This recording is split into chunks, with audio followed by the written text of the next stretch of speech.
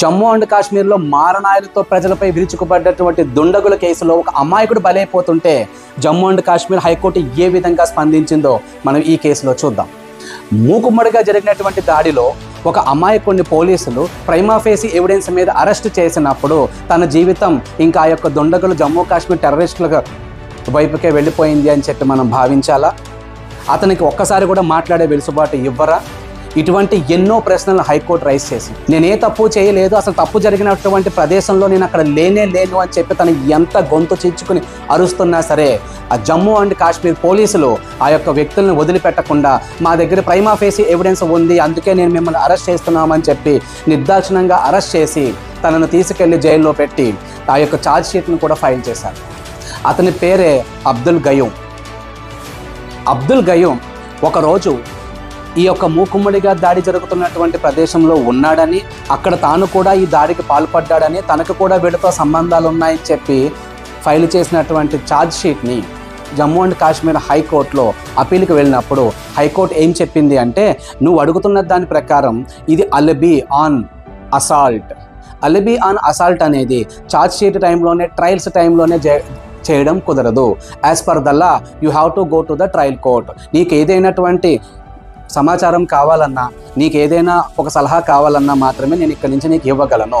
కారణం ఇది మూకుమ్మడిగా జరిగిన దాడి కాబట్టి ఇందులోంచి నువ్వు ఎలా బయటపడాలో నేను ఒక సలహా ఇస్తానని చెప్పి హైకోర్టు ఒక మాట చెప్పింది.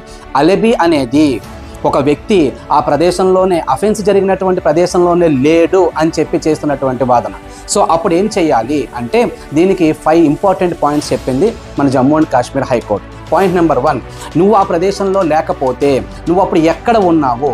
ఫర్ ఎగ్జాంపుల్ ట్రావెల్ చేస్తున్నావా? Travel tickets, on boarding tickets, లేదు నువ్వు ఆన్ డ్యూటీలో ఉన్నావా? ఆ రోజు అటెండెన్స్ షీట్స్, రిపోర్టింగ్ మేనేజర్స్తో నువ్వు చేసినటువంటి మీటింగ్స్ ఏమైనా ఉంటే అవి, లేదు ఆ రోజు నువ్వు ఆఫీస్లోనే ఉన్నట్టు మీకు ఏమైనా సీసీటీవీ ఫుటేజెస్.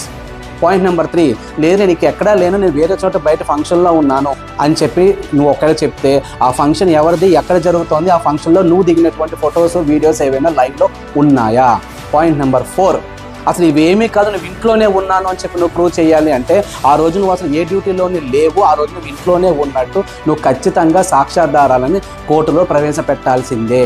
ఇది సాక్ష్యాధారాల వల్ల జరిగినటువంటి ట్రయల్స్ కాబట్టి నేను హైకోర్టులో క్వాష్ పిటిషన్లో ఇదంతా నేను చేయలేను.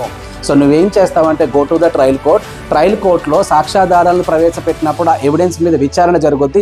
ఆ విచారణలో మాత్రమే నువ్వు నీ అలిబీని నువ్వు ప్రూవ్ చేసుకోవాలి అని చెప్పి జమ్మూ అండ్ కాశ్మీర్కి మంచి సలహా ఇచ్చింది. అది తీసుకుని ఆ వ్యక్తి మళ్ళీ ట్రయల్ కోర్టుకు వెళ్ళి ఆ యొక్క క్వాష్ పిటిషన్ని విరమించుకుని ట్రయల్ కోర్టుకు వెళ్ళి ట్రయల్ కోర్టులో తన నిర్దోషాన్ని నిరూపించుకున్నాడు.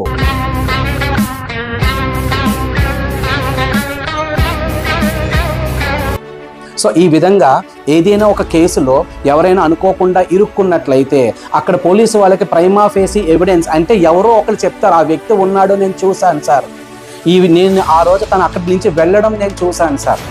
ఇలా ఎవరైనా ప్రైమా ఫేసి ఎవిడెన్స్ ఇచ్చినప్పుడు ఎంతవరకు దొరికిందో ఆ యొక్క ప్రైమరీ ఎవిడెన్స్ ఆధారంగా మాత్రమే ఆ పోలీసులు కేసు ఫైల్ చేయడం జరుగుతుంది. కానీ నువ్వు అక్కడ లేకపోతే ఖచ్చితంగా అది అలిబీ ఆఫ్ ఆన్ అసాల్ట్ అని చెప్పి మనం దాన్ని ప్రూవ్ చేసుకోవాల్సిన బాధ్యత మాత్రం నీ మీదనే ఉంటుంది. సో మీరు ఎప్పుడైనా సరే ఏదైనా ఇటువంటి గ్రూప్ అసాల్ట్లో మీరు ఎప్పుడైనా ఇరుక్కున్నట్లయితే చాలా జాగ్రత్తగా మీరు, అందుకే ప్రతిరోజు చేయాల్సినటువంటి విధులను కరెక్ట్గా మీరు నిర్వర్తించాల్సి ఉంటుంది. So thank you so much for watching this video. నేను మీ సత్య హ్యూమన్ రైట్స్ సైనింగ్ ఆఫ్.